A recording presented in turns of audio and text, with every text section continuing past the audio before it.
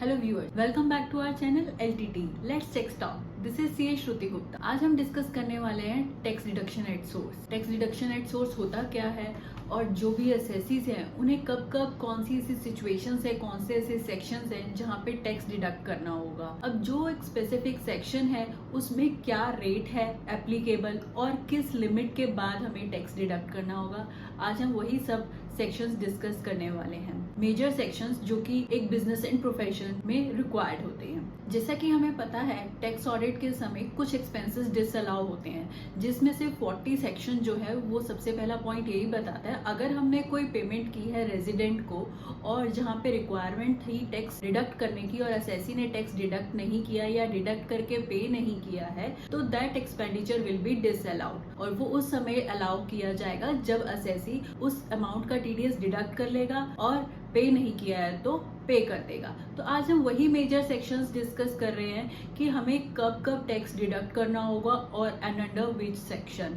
जो भी हम टैक्स जिस भी मंथ में टैक्स डिडक्ट करते हैं वो नेक्स्ट मंथ की 7 डेट तक डिपॉजिट करना होता है। सपोज कीजिए कि मेरा अप्रैल का TDS डिडक्ट हुआ है तो असेसी को 7 मई तक उसे डिपॉजिट करना होगा। इसी तरह से जो हमारा टैक्स डिडक्ट होता है मंथली बेसिस पर नेक्स्ट मंथ की 7 डेट तक डिपॉजिट करना होता है। अब बात आती है TDS रिटर्न की। जो भी TDS रिटर्न है चाहे वो 24Q है that is with respect to TDS on salary, अगर वो 26Q है that is in respect of TDS other than salary, तो दोनों ही TDS रिटर्न क्वार्टरली बेसिस पे फाइल होती है और वो अप्रैल में जून क्वार्टर के लिए, जुलाई में जुलाई अगस्त सितंबर के लिए, October that is 31 October and अक्टूबर नवंबर दिसंबर के लिए जनवरी में, और जनवरी फरवरी मार्च के लिए सिर्फ एक मार्च मंथ ऐसा है जिसके लिए मई में फाइल होती है। ये था एक छोटा सा ओवरव्यू कि कोई असेसी अगर TDS डिडक्ट करता है तो उसे कब तक डिपॉजिट कराना होगा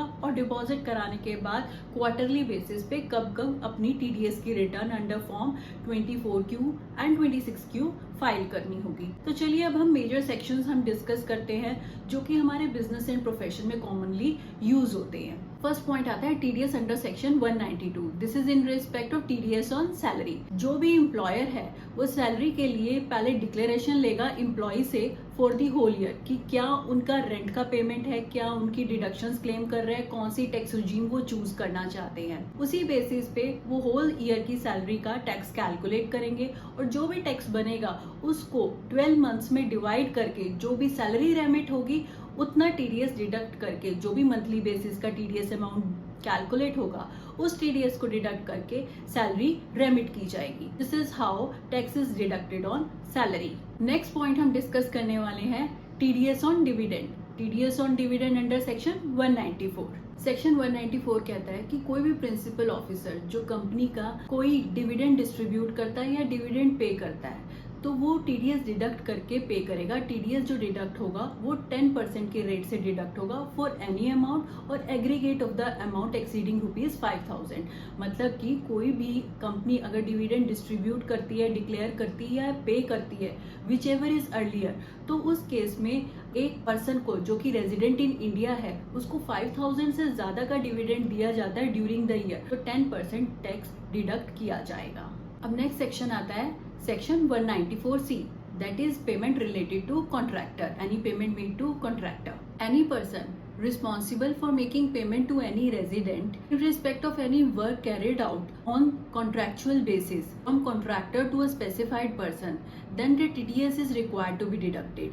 If it is in the case of individual or HUF, the TDS rate will be 1% and the rate will change to 2% in the case of other than individual and HUF। इसको थोड़ा simple form में बात कर लेते हैं कि कोई भी अगर हम कॉन्ट्रैक्चुअल वर्क के लिए किसी कॉन्ट्रैक्टर को पेमेंट करते हैं तो अगर तो वो कॉन्ट्रैक्टर को पेमेंट हो रही है वो इंडिविजुअल और HUF है तो TDS का रेट होगा 1%। अगर अदर देन इंडिविजुअल और HUF है, अदर देन इंडिविजुअल और HUF का मतलब LLP, company, partnership firm, association of person, body of individual, तो TDS का रेट होगा 2%। अभी तो बात हुई कि रेट क्या होगा 1% या फिर 2%। अब बात आती है कितनी लिमिट होगी, कितनी लिमिट के बाद जो हम पेमेंट कर रहे होंगे या पेमेंट क्रेडिट हो रही होगी विच एवर इज अर्लियर, तो हमें टीडीएस डिडक्ट करना होगा। अगर हमारी कॉन्ट्रैक्चुअल सिंगल कॉन्ट्रैक्चुअल को पेमेंट 30,000 से एक्सीड करती है तो टीडीएस की लायबिलिटी राइज होती है, और अगर aggregate of payments during the year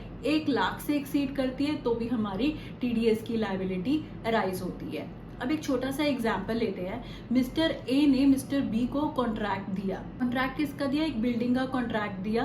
तो उसमें ड्यूरिंग द मंथ उनको 29,000 की पेमेंट हुई है। अब क्योंकि 29,000 इज लेस देन 30,000 तो हमारा कोई टीडीएस नहीं बनेगा। मगर अब ऐसे करते हुए 29,000 करके जो मिस्टर ए ने मिस्टर बी को पेमेंट की है वो 5 पेमेंट से एक्सीड कर गई है। 5 पेमेंट से एक्सीड कर गई है तो मतलब 1 लाख से हमारी टोटल पेमेंट एक्सीड कर गई है ड्यूरिंग द ईयर, तो हमारी टीडीएस की लायबिलिटी अराइज हो जाती है।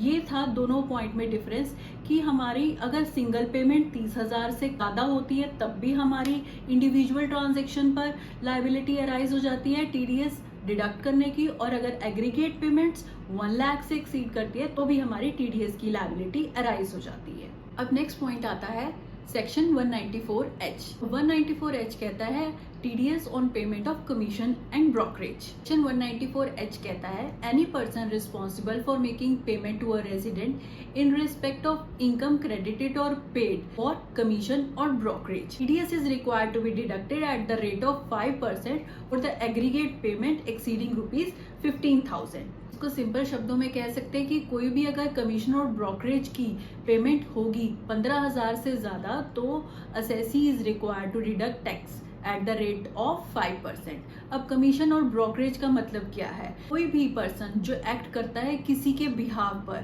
किसी सेल या परचेज के लिए अपनी सर्विसेज देता है, और सेल और परचेज कौन सी? किसी एसेट के लिए, किसी वैल्यूएबल थिंग के लिए, बट नॉट फॉर सिक्योरिटीज। तो इसका मतलब है जो हम उस पर्सन को जो कि किसी और के बिहाव पर एक्ट कर रहा होगा उस सेलिंग और परचेजिंग के लिए, उस व्यक्ति को हम जो भी पेमेंट करेंगे that is in the form of commission और ब्रोकरेज, जिसकी पेमेंट अगर 15,000 से ज्यादा होगी तो हमें 5% टीडीएस डिडक्ट करके उस व्यक्ति को पेमेंट करनी होगी। तो अभी हमने 4 सेक्शंस डिस्कस किए हैं, that is 192 in respect of salary, 194 in respect of dividend, 194C in respect of contract and 194H in respect of commission and brokerage. ये था हमारा पार्ट 1 वीडियो का। अब हम पार्ट 2 में कुछ और सेक्शंस टीडीएस के डिस्कस करेंगे। That will be discussed tomorrow at 6 PM sharp. In case आपको कोई क्लैरिटी चाहिए इन चारों सेक्शन में, please do let me know. Thank you for listening. Do subscribe to my channel. Stay safe,